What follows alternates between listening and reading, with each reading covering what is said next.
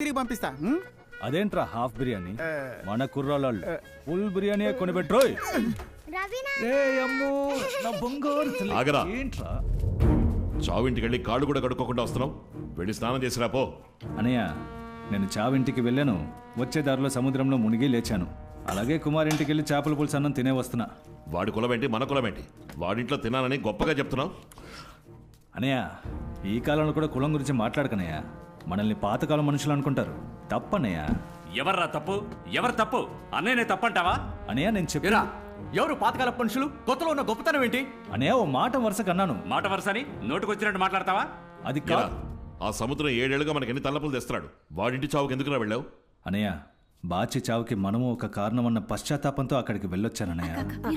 బాబు, ఒకసారి వంటగదికి వస్తావా? గ్యాస్ అయిపోయింది, సిలిండర్ మార్చాలి. పో లోపలికి.